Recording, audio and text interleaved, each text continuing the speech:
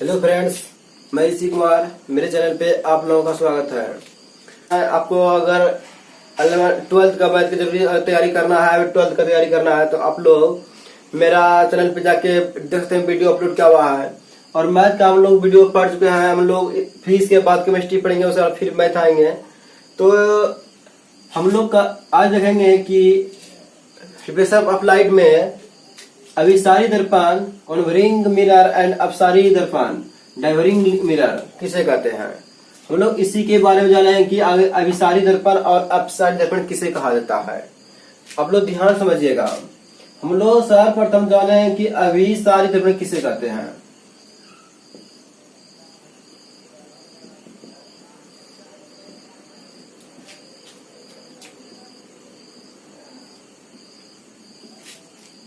Converging mirror.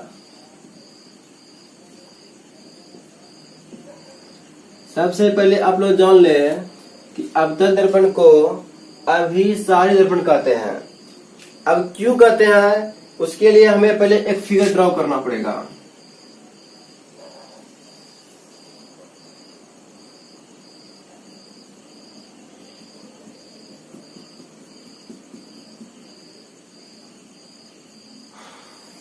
इसे हम लोग कहते हैं अवतल दर्पण। इसका नाम कहते हैं एल एम कहते हैं। इसे ध्रुव कहते हैं।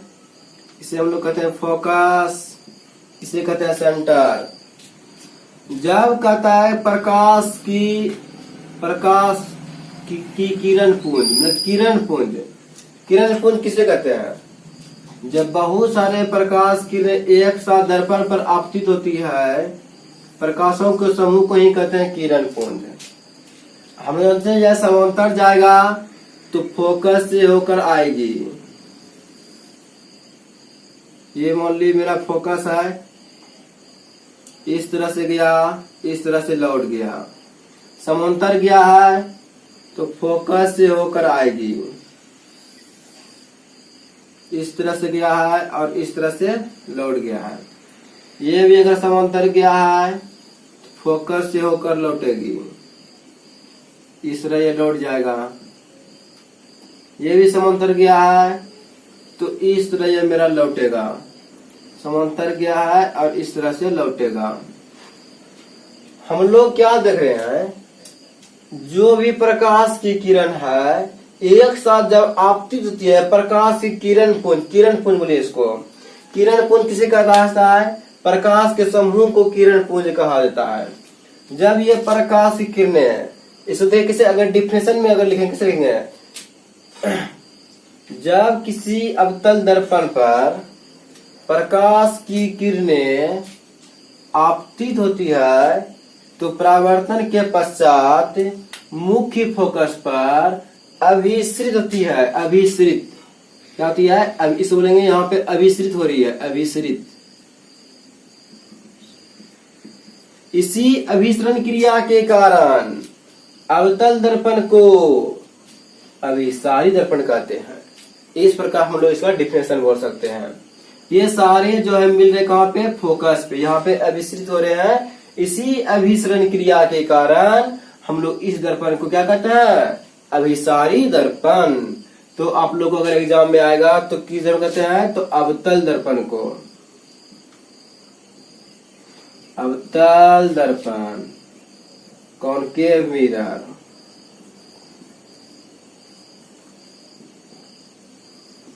कॉनकेव मिरर को हम लोग कहते हैं अभिसारी दर्पण।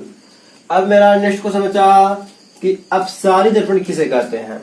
चलिए हम लोग चलते हैं अपसारी दर्पण के पास।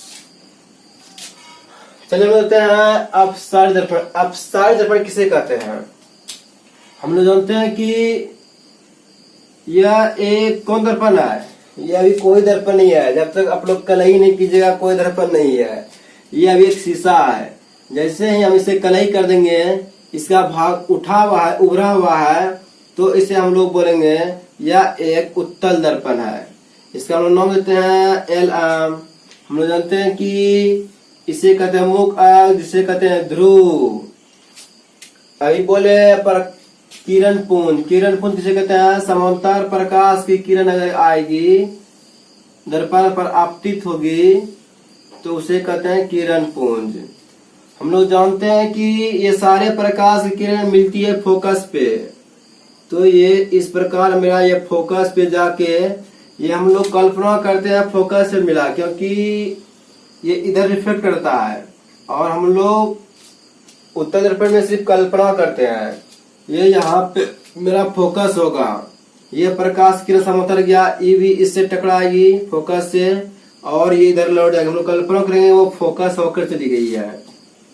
यहाँ भी इस तरह आई है, ये इस तरह से आएगी और ये इस तरह से फिर लौट जाएगी।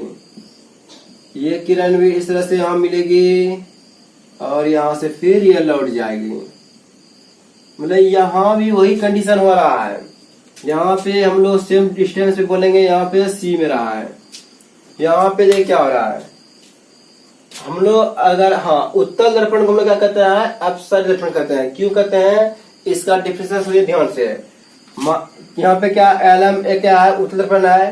कहता है कि जब किसी उत्तल दर्पण पर प्रकाश की किरण आपतित कराई जाती है, तो परावर्तन के पश्चात, कब? परावर्तन के पश्चात यह जो है मुख्य फोकस पर अपसरित होती हुई प्रतीत होती है। अपसरित क्या होती है?